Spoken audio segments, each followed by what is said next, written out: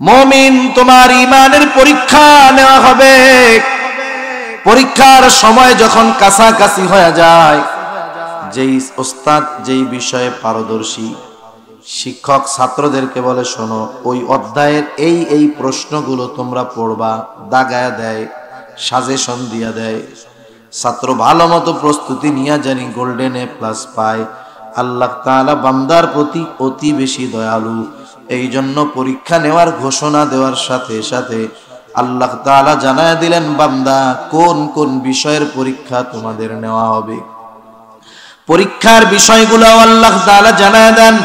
আল্লাহ তাআলা বলেন, ওয়ালা নাবলুওয়ান্নাকুম বিশাইইম মিনাল খাউফি ওয়াল জুউ ওয়া নাকসিম মিনাল আমওয়াল ওয়াল আনফুসি ওয়াস সামারাত। আল্লাহ তাআলা বলেন, আমি অবশ্যই তোমাদের পরীক্ষা নিব। পরীক্ষাগুলো কোন কোন বিষয়ের হবে?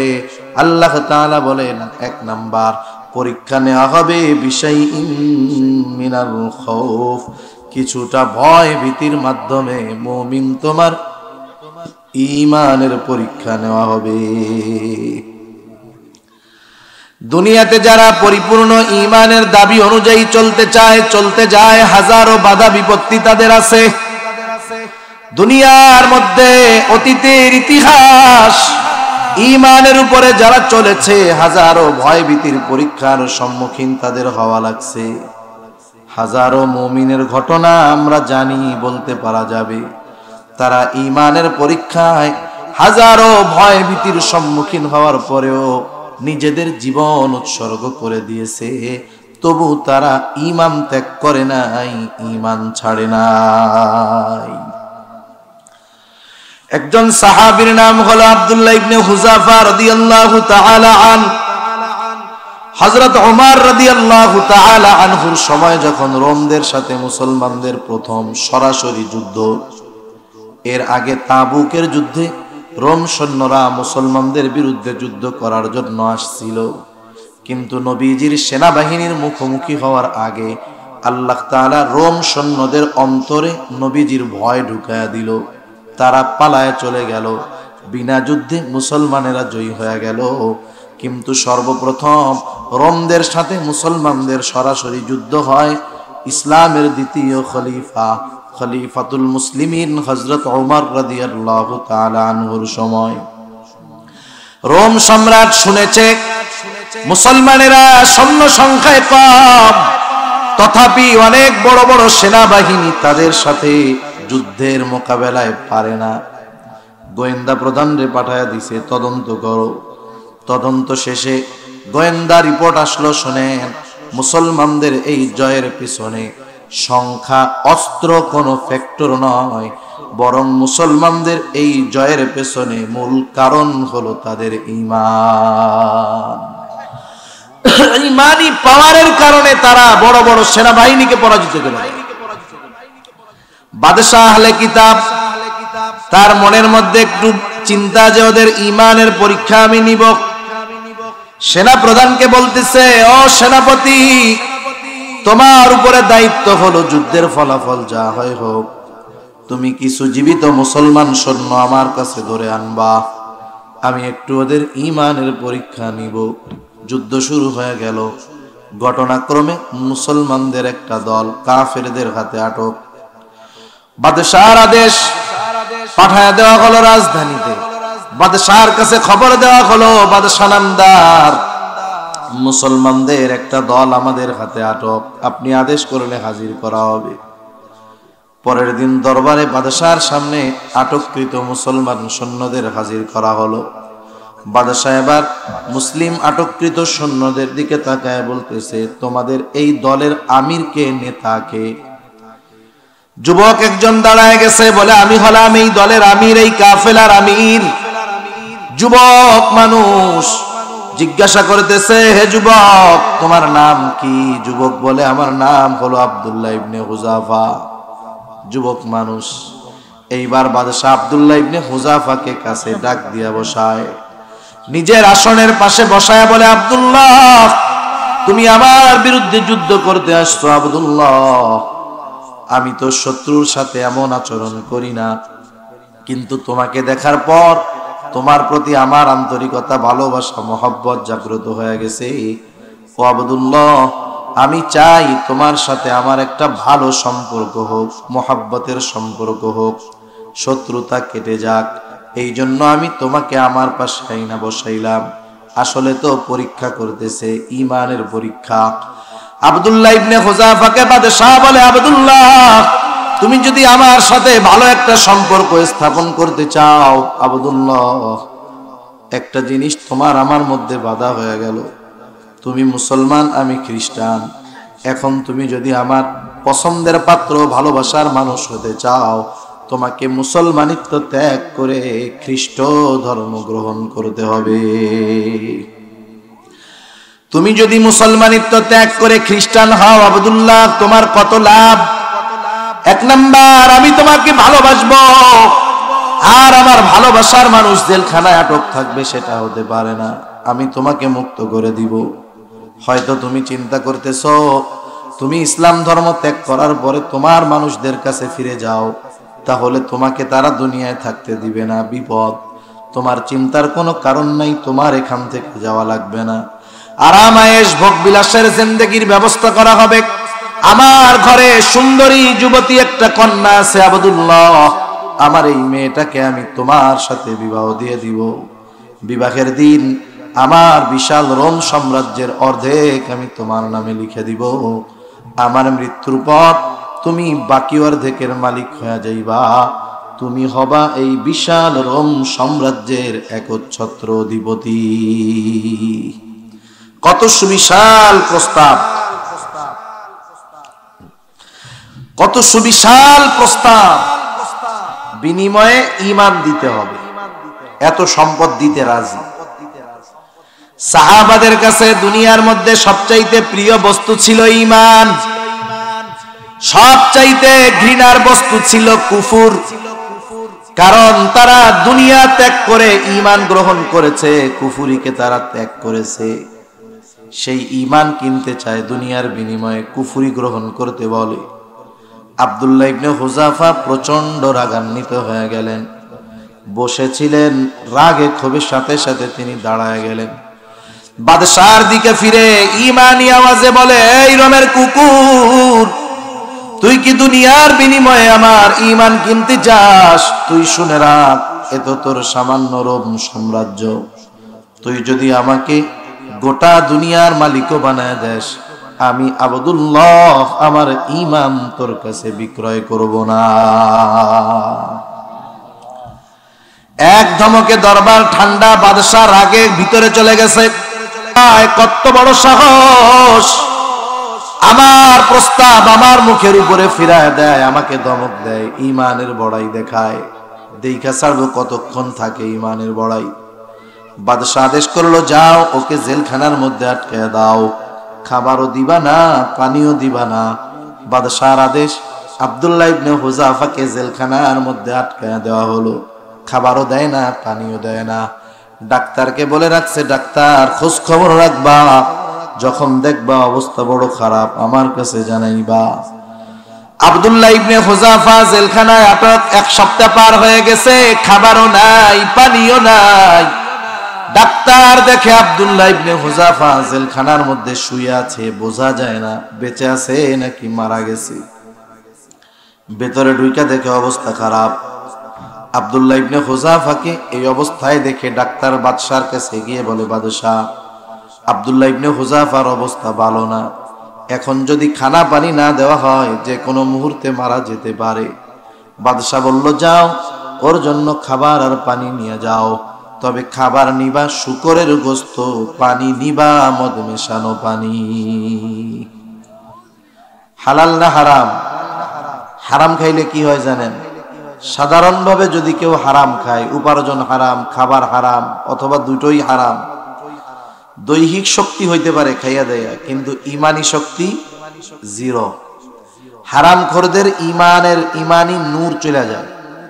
মানুষের চেহারার ভেতরেও আর একটা চেহারা আছে।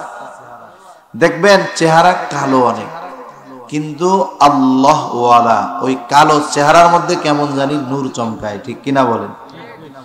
আপনাদের সিলেটের অনেক বুজুর্গ ছিলেন না, দেখতে তো কালো। নুরউদ্দিন গওহরপুরী রহমাতুল্লাহি আলাইহি কালো ছিলেন, শাইখে কাতিয়া কালো ছিলেন, উবাইদুল হক সাহেব রহমাতুল্লাহি আলাইহি অনেক সুন্দর ছিলেন, তাই না?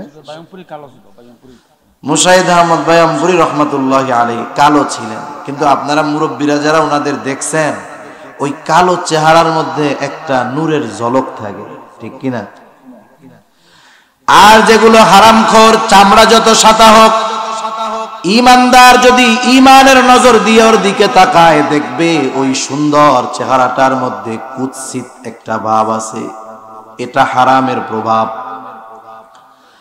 বাদশাহ আহলে কিতাব খুব ভালো মতো জানে, এক সপ্তাহ খানা পানি দেই নাই, শরীর দুর্বল হয়ে গেছে, এখন যদি হারাম খাওয়াইতে পারি ঈমান দুর্বল হয়ে যাবে। বাদশাহ আবার বলে দিতে, শোনো, না জানাইয়া ওরে হারাম খাওয়াবা না, খাবার দেওয়ার আগে বা খাবার খাওয়ার আগে বইলা দিবা যে খাবার কিন্তু শুকরের গোশত আর মদ মেশানো পানি।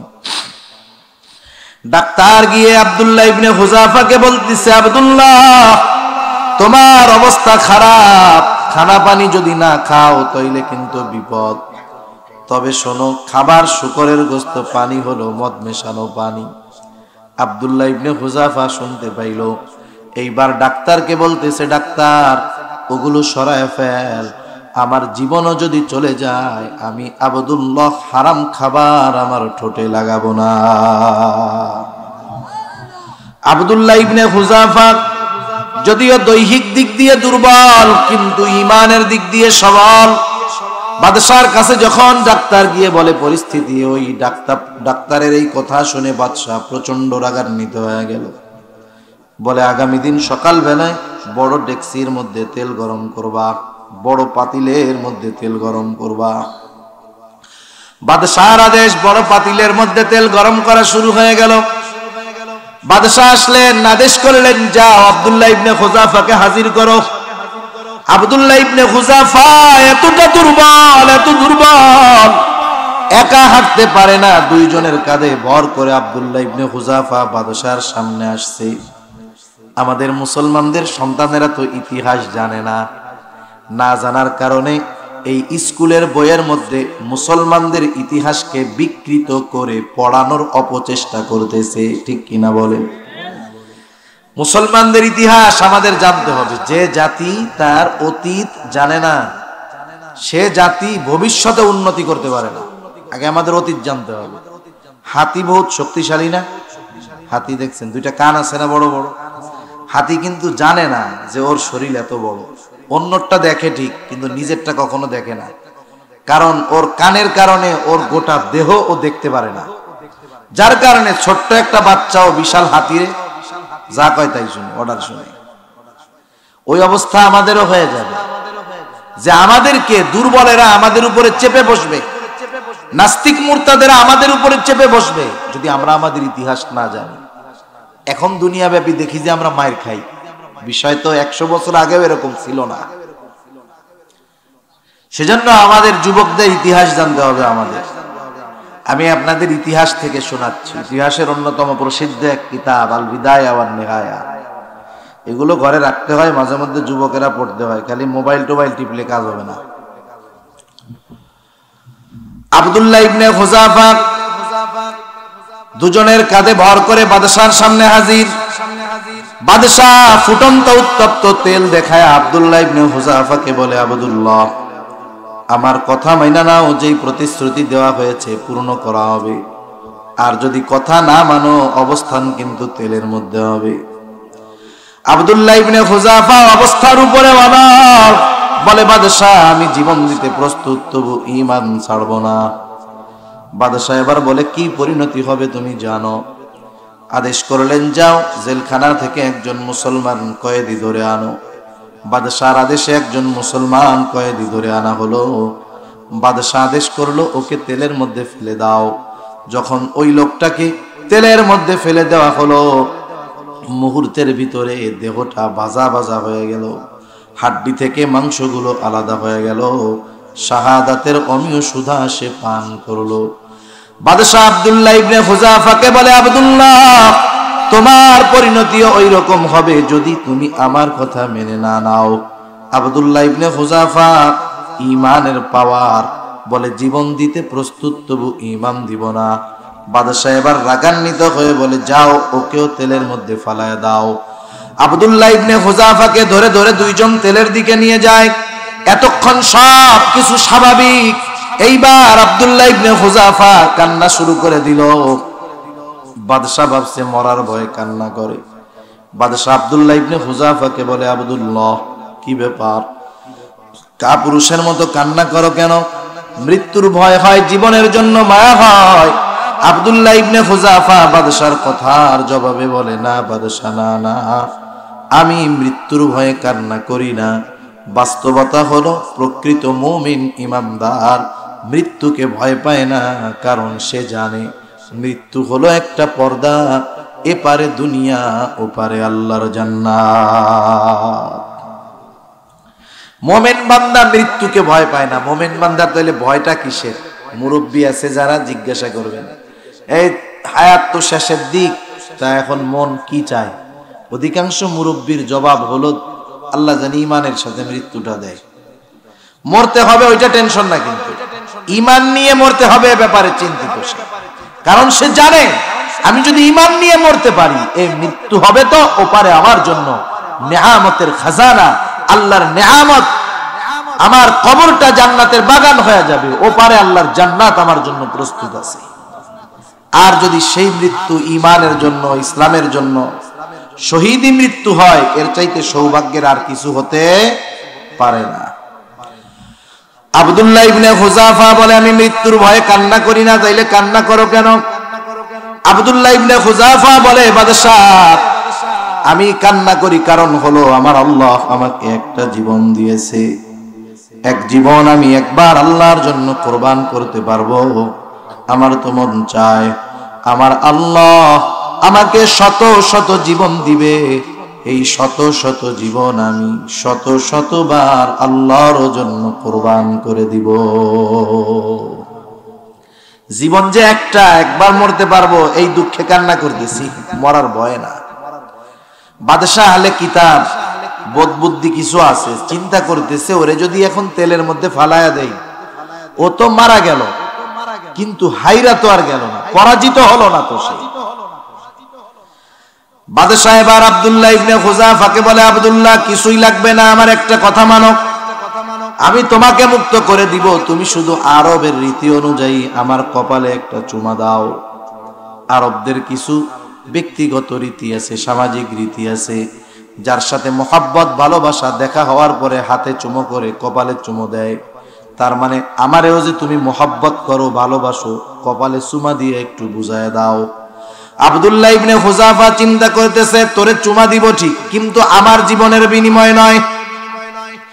এইবার আব্দুল্লাহ ইবনে হুযাফা উল্টা প্রস্তাব দিচ্ছে, শোনো আমি তোমাকে তোমার কপালে একটা চুমা দিতে পারি, শর্ত হলো তুমি যদি তোমার জেলখানায় যত মুসলমান কয়েদি আছে সবগুলোকে মুক্ত করে দেওয়ার ওয়াদা দাও, তাইলে আমি তোমার কপালে একটা চুমা দিতে রাজি। বাদশাহ বলে তা হইলেও দাও, একটা কথা তো মানো। এইবার আব্দুল্লাহ ইবনে হুযাফা বাদশাহর কপালে একটা চুমা দিল, আর বাদশাহ ওয়াদা মোতাবেক তার জেলখানায় যত মুসলমান কয়েদি ছিল সবাইকে সে ছেড়ে দিল। এখন এখান থেকে শিক্ষণীয় বিষয়টা কি? শিক্ষণীয় বিষয় হলো ঈমানের পরীক্ষায় যদি কেউ পড়ে যায়, আল্লাহ তাআলার কাছে কখনো কঠোরতা কামনা করতে হয় না, সব সময় আল্লাহর কাছে নিরাপত্তা চাইতে হয়। এরপরেও যদি আল্লাহ তাআলা পরীক্ষায় ফেলায় দেন, কি করণীয়? ভয়ভীতির মাধ্যমে পরীক্ষায় পড়ে গেলাম, জেলখানায় আটকায় দিল, এই সেই হয়ে গেল, কি করব? এক নাম্বার, ওই পরীক্ষার উপরে অটল থাকতে হবে, ঈমানের উপরে। ঈমানের উপরে অটল থাকলাম, যদি ফাঁসিও দিয়ে দেয়, গরম তেলের মধ্যেও যদি ফালায়া দেয়, মেরে ফেলবে ঠিক, কিন্তু পরীক্ষায় ফেল হবে না, কারণ যদি মেরে ফেলে শাহাদাত, ঠিক কিনা বলেন? আর যদি অটল অবিচল থাকা যায়, সাময়িক কষ্ট ভয় ভীতি হয়তো হবে, কিন্তু চূড়ান্ত বিজয় মুমিনেরই হবে। আব্দুল্লাহ ইবনে হুযাফারে যদি তেলের মধ্যে ফালাইয়াই দিত, মনে করে পরীক্ষায় কি ফেল হইতো? ওই অবস্থায় অটল থাকছে, অবশেষে কি হলো? যে চূড়ান্ত বিজয় ইমানের উপরে অটল থাকার কারণে তারই হয়েছে। সেজন্য দুনিয়ায় চলতে গেলে ভয় ভীতির সম্মুখীন হওয়া লাগতে পারে, সেটা ছোট হতে পারে বড় হতে পারে। যদি অটল থাকতে পারি তাহলে ইমানদারেরই বিজয় হবে। আল্লাহ তাআলা এবার জানায় দিলেন পরীক্ষার দ্বিতীয় বিষয়। আল্লাহ তাআলা বলেন ওয়াল জু', ক্ষুধা, অভাব, দারিদ্রতার মাধ্যমে আল্লাহ তাআলা মুমিনের ঈমানের পরীক্ষা নেয়। অভাব দারিদ্রতাও আল্লাহ তাআলা পরীক্ষার জন্য দেন। আমরা তো টাকা পয়সা ধন দৌলত থাকলে মনে করি নিয়ামত, টাকা পয়সারে আমরা কখনো পরীক্ষা মনে করি না। অথচ আল্লাহ তাআলা বলেন ইন্নামা আমওয়ালুকুম ওয়া আওলাদুকুম ফিতনা, সন্তান সম্পদ এগুলো তোমাদের জন্য পরীক্ষা।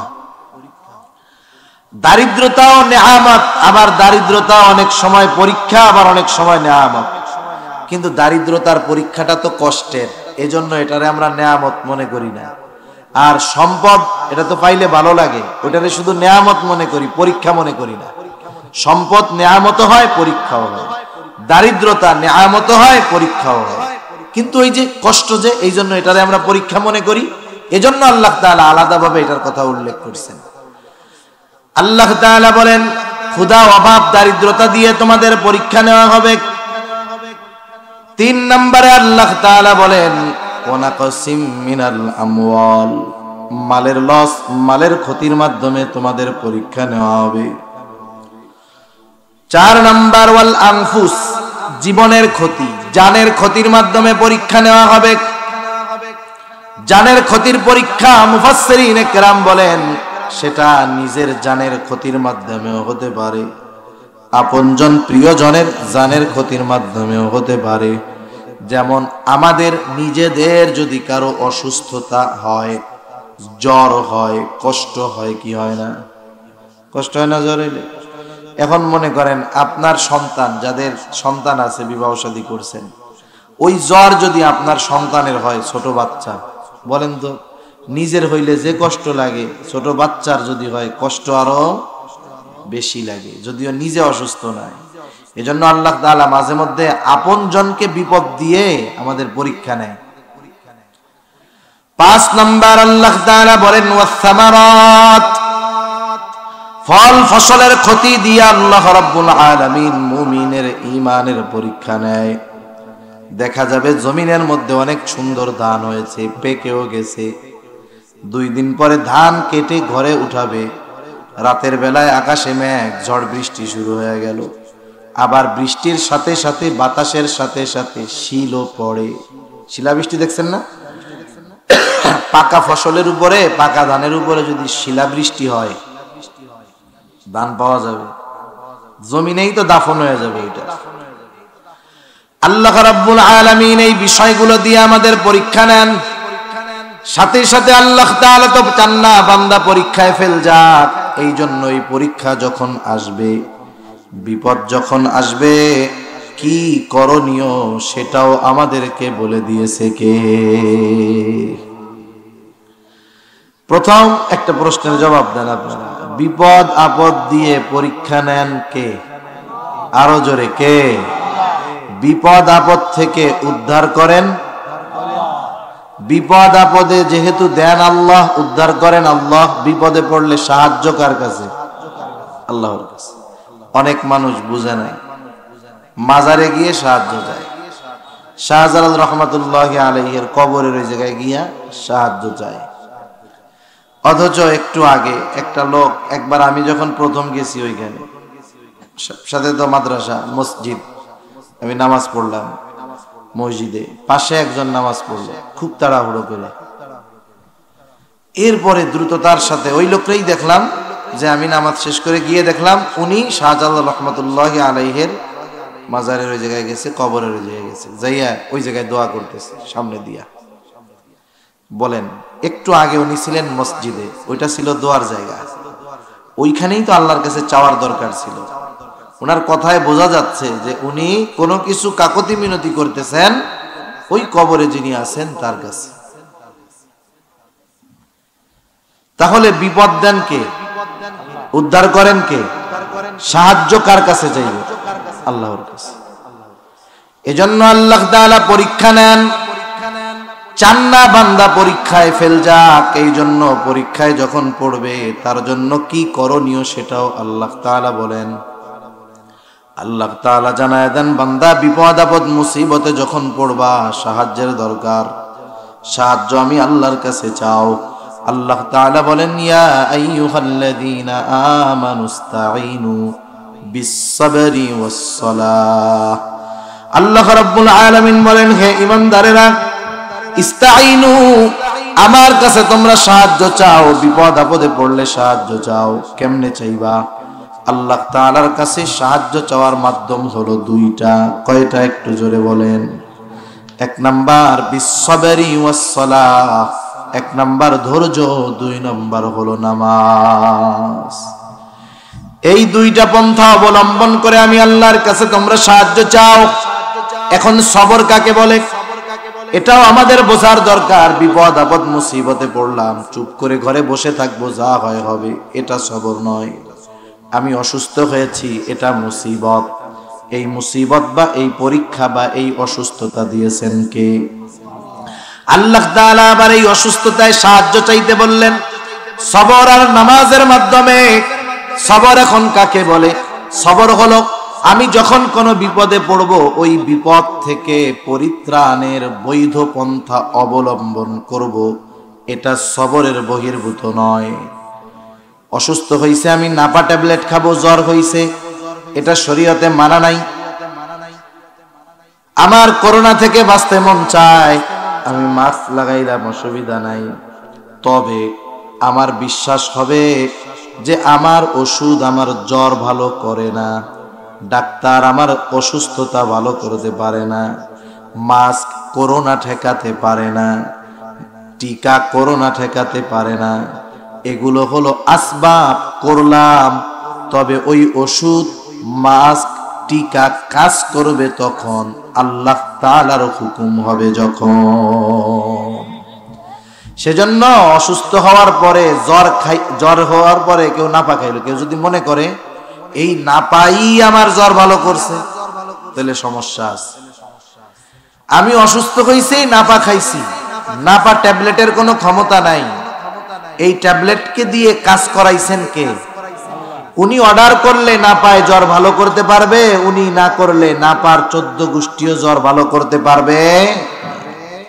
সোজা কথায় সবর হলো যে কোনো বিপদ আপদ মুসিবতে ওই বিপদ থেকে বাঁচার বৈধ চেষ্টা করা, কিন্তু ভরসা চেষ্টার উপরে নয়। ভরসা কার উপর? যেমন মাঝে মধ্যে আমাদের আত্মীয় স্বজন হসপিটালে অসুস্থ থাকে, অনেকের অপারেশনের দরকার থাকে, অনেকে ইমাম সাহেবের কাছে এসে, মাদ্রাসার হুজুরদের কাছে এসে দোয়া চায়। বলে না যে আমার চাচা, আমার বাবা, আমার দাদা, আমার ভাই ওই আল হারমাইন হসপিটালে ভর্তি, একটা অপারেশন আছে, দোয়া করেন আল্লাহ জানি অপারেশনটা সাকসেসফুল করে। এরকম দোয়া চায় না? এখন বলেন তো, অপারেশন থিয়েটারে যখন অপারেশন চলে, অপারেশন কে করে? ডাক্তার করে নাকি আল্লাহ করে? ডাক্তার করে। কিন্তু দোয়া চাইছে কি? কয় নাই তো যে দোয়া কইরেন ডাক্তার জানি অপারেশনটা সাকসেসফুল করে, এ দোয়া কেউ চায় না। সকলে বলে দোয়া কইরেন আল্লাহ তাআলা জানি অপারেশনটাকে সাকসেসফুল করে। তার মানে অপারেশন থিয়েটারে ডাক্তার অপারেশন করে, সাকসেসফুল করতে পারে না। অপারেশন সাকসেসফুল যিনি করেন তিনি কে? এটাই সবরের ব্যালেন্স। দেখেন ইমানদারের অন্তরে এই বিষয়টা থাকে। কিন্তু অপারেশন থিয়েটারে ডাক্তার অপারেশন করতেছে, কিন্তু সে আল্লাহর কাছে দোয়া করতেছে। মার অপারেশন হইতেছে, ছেলে দোয়া করতেছে, আল্লাহ অপারেশনটা সাকসেসফুল করে দেন, আল্লাহ অপারেশনটা সাকসেসফুল করে দেন। এর মধ্যে ঈমান, এর মধ্যেই সবর নিহিত আছে। এটাই সবরের ব্যালেন্স। সাথে সাথে যেহেতু অপারেশন সাকসেসফুল আল্লাহ করেন, আল্লাহ তাআলার নৈকট্য অর্জনের দরকার। আর আল্লাহ তাআলার নৈকট্য অর্জনের সর্বোত্তম মাধ্যম হলো সালাত, নামাজ। কারণ বান্দা যখন নামাজের মধ্যে ঢুকে যায়, আল্লাহ তাআলার সাথে কথোপকথনে লিপ্ত হয়ে যায়। তাকবীরে তাহরিমা বলে, আল্লাহু আকবার বলে যখন আমরা হাত দুইটা বাইদা ফেলি, বলেন তো এই নামাজের মধ্যে ঢুকে যাওয়ার পর দুনিয়ার অনেক ভালো কাজ তার জন্য সাময়িকভাবে নিষিদ্ধ হয়ে যায়, ঠিক না? সালাম দেওয়া সালাম নেওয়া নিষেধ, কত ভালো কাজ তার জন্য সাময়িকভাবে নিষিদ্ধ হয়ে যায়। কেন? কারণ ওই মুহূর্তে বান্দা আল্লাহ তাআলার সাথে কথাবার্তায় লিপ্ত হয়ে যায়। হাদিসের মধ্যে আসছে, বান্দা সূরা ফাতিহার প্রত্যেকটা আয়াত পড়ে আর আল্লাহ তাআলা তার কথাগুলোর জবাব দেয়। বান্দা বলে আলহামদুলিল্লাহি রাব্বিল আলামিন, আল্লাহ তাআলা বলেন হামিদানি আবদি, আমার বান্দা আমার প্রশংসা করছে। এইভাবে এক একটা আয়াত পড়ে আর আল্লাহ তাআলা তার ওই তিলাওয়াতের জবাব দেয়। সুবহানাল্লাহ। তখন কথা হয় আল্লাহর সাথে বান্দার সাথে। বান্দা যখন রুকু করে সিজদায় যায় সবচাইতে নৈকট্য অর্জন করে। হাদিসের মধ্যে নবীজিও বলেন নামাজের মধ্যে বান্দা যখন সিজদায় যায় সে আল্লাহ তাআলার সবচাইতে নিকটবর্তী হয়ে যায়। আর আল্লাহ তাআলাও বলেন ওয়াসজুদু ওয়াকতারিব, সিজদা করো আর নৈকট্য লাভ করো। সেজন্য বিপদ আপদ মুসিবত আসলে সাহায্য আল্লাহর কাছে চাইব। আল্লাহ তাআলার কাছে সাহায্য চাওয়ার মাধ্যম হলো দুইটা। কয়টা? ধৈর্য আর নামাজ। তার মানে আল্লাহ তাআলা কেমন যেন বলতেছে, যেই বান্দা বিপদ আপদ মুসিবতে পড়বার পর ধৈর্য আর নামাজের মাধ্যমে আমি আল্লাহর কাছে সাহায্য চাইবে, সে তখন আর সাধারণ মুমিন থাকবে না, সে সবের মুমিন হয়ে যায়। এই জন্য আল্লাহ তাআলা লাস্টে বলেন ইন্নাল্লাহা মা'আস সাবিরিন, আল্লাহ তাআলা বলেন নিশ্চয়ই আল্লাহ ধৈর্যশীলদের সাথে আছে। তাহলে বিপদ আপদ মুসিবতে ধৈর্য আর নামাজের মাধ্যমে আল্লাহর কাছে সাহায্য চায় যারা, তাদের সাথে সাহায্যের জন্য আছেন কে? ইন্নাল্লাহা মা'আস সাবিরিন। এই দুই পদ্ধতি অবলম্বন করে যারা বিপদ আপদ মুসিবতে সাহায্য চায় আল্লাহ তাআলা বলেন তারা সবের বান্দা। আর যারা সবের তাদের সাথে আছেন আল্লাহ। আর আল্লাহ যাদের সাথে আছেন বিপদ যত বড় হোক কোনো চিন্তা নাই, কারণ ওই বিপদ থেকে উদ্ধার করবেন কে? ওই বিপদ থেকে উদ্ধার করবেন আল্লাহ। হযরত মূসা আলাইহিস সালাম বনি ইসরাইলদেরকে নিয়ে রাতের বেলা চলে আসছে সাগরের পাড়ে। ফেরাউনের কাছে খবর গেছে, ফেরাউন কাম তো সারা, মূসা আলাইহিস সালাম তো উম্মতদেরকে নিয়ে চলে গেল, শত্রু তো হাত ছাড়া।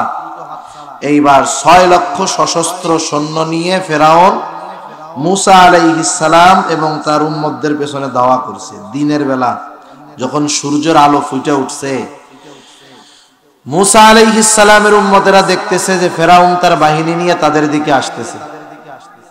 ফেরাউনও দেখতেছে ওই যে মূসা নবীর উম্মত নদীর পারে অপেক্ষা করতেছে। ফেরাউন হয়তো চিন্তা করতেছিল আজকে সবগুলারে শেষ করে দেব, ওরা চিন্তা করতেছিল আজকে আমরা শেষ। বলতেছে মূসা কোন পথে আনলেন? ইন্না লামুদরাকুন, আমরা তো ধরাই পড়ে গেছি, আজকে আর বাঁচার কোনো উপায়, পার হওয়ার কোনো ব্যবস্থা নাই। হয়তো ফেরাউনের সৈন্যবাহিনীর তরবারির আঘাতে মরব, নইলে সমুদ্রের মধ্যে চুবনি খেয়া মরব, বংশ শেষ। মূসা আলাইহিস সালাম তো নিজেই পথে আসেন নাই, আল্লাহ তাআলা এই পথে আসতে বলছে। মূসা আলাইহিস সালাম এবার উম্মতদের সামনে বক্তব্য দিলেন। কি বললেন? উম্মত বলতেছে ইন্না লামুদরাকুন, ধরা পড়ে গেছি। আর মূসা আলাইহিস সালাম বলেন কাল্লা, কখনো নয়, ধরা পড়বো না, আজকেও পড়বো না, কোনোদিন ধরা পড়বো না। কেন ধরা পড়বো না? মূসা আলাইহিস সালাম কেমন যেন বলতেছেন তাদের কাছে তো সব আছে, অস্ত্র আছে, লোকবল আছে, কিন্তু আমাদের সাথে কি আছে? তিনি বললেন আমরা ধরা পড়বো না, এই কারণ হলো ইন্না মাইয়া রব্বি, ধরা না পড়ার কারণ হলো আমাদের সাথে আমার রব আছে, আমার সাথে আমার রব আল্লাহ আছে। যেহেতু তিনি আছেন, ওরা যত কাছে আসুক আমাদের ধরতে পারবে না। আচ্ছা আমি কয়টায় শেষ করবো? 3টা বেজে গেছে। ওই ঘড়িতে সমস্যা আছে, কিন্তু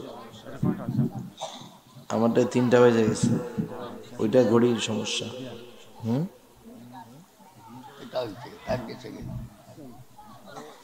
যখন রাসূলুল্লাহ সাল্লাল্লাহু আলাইহি ওয়াসাল্লাম হিজরতের সফরে সাওর পর্বতে 3 দিন আত্মগোপন করছে গর্তে। আচ্ছা, আত্মগোপন করে 3 দিন থাকছে। কাফেররা খুঁজতে খুঁজতে খুঁজতে একেবারে গর্তের কাছে গিয়ে হাজির। আবু বকর সিদ্দিক রাদিয়াল্লাহু তাআলা আনহু বলেন, এত কাছে তারা চলে আসছে, আমি প্রত্যেকের গলার আওয়াজ শুনতেছি, প্রত্যেককে আমি চিনতেছি।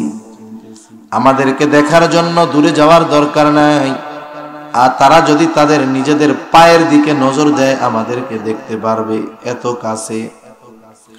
ওই সময় হযরত আবু বকর সিদ্দিক রাদিয়াল্লাহু তাআলা আনহু প্রচন্ড চিন্তিত, ভীত, চেহারার মধ্যে ভয়ের ছাপ, চিন্তার ছাপ। নবীজি আবু বকর সিদ্দিক রাদিয়াল্লাহু তাআলা আনহুর এই অবস্থা দেখা কি বললেন? আল্লাহ তাআলা কুরআনুল কারীমের মধ্যে বলেন, ইদহুমা ফিল গারি ইয ইয়াকুলু লিসাহিবিহি লা তাহজান ইন্নাল্লাহা মা'ানা। নবীজি আবু বকর সিদ্দিক রাদিয়াল্লাহু তাআলা আনহুকে দেখছেন যে প্রচন্ড ভীত। ওই অবস্থায় নবীজি বলতেছেন, আবু বকর লা তাহজান, তুমি চিন্তা কইরো না, কোনো পেরেশানি নাই, কোনো ভয় নাই। এই গর্তের মধ্যে শুধু আমি আর তুমি না, ইন্নাল্লাহা মা'ানা, আমাদের সাথে আছে কে? ওই আল্লাহ বলতেছে, ধৈর্য ধারণকারী হও, মা'আস সাবিরিন। ধৈর্য ধারণকারী যদি হওয়া যায়, ওই ধৈর্যশীলদের সাথে আছেন কে? আল্লাহ যদি সাথে থাকে, কোনো বিপদ আছে নাকি? কোনো চিন্তা নাই, কোনো ভয় নাই, কোনো বিপদ নাই। এই জন্য বিপদ আপদ আসলে কোন পদ্ধতি অবলম্বন করব আল্লাহ তাআলা নিজে জানায়া দিলেন। এই পদ্ধতি অবলম্বন করে যারা সাহায্য চায় তারা হলো ধৈর্যশীল বান্দা, আর তাদের ব্যাপারেই আল্লাহ তাআলা বলেন, বাশশিরিস সাবিরিন। এই পরীক্ষা নেওয়া হবে, যারা পরীক্ষায় উত্তীর্ণ হবে তারা সাবের, আর যারা সাবের আপনি তাদেরকে সুসংবাদ জানায়া দেন, তথা জান্নাতের সুসংবাদ জানায়া দেন। সাবের বান্দার কিছু আলামত আছে। অন্যতম আলামত কি? আল্লাযীনা ইযা আসাবাতুহুম মুসিবাহ ক্বালু ইন্না লিল্লাহি ওয়া ইন্না ইলাইহি রাজিউন।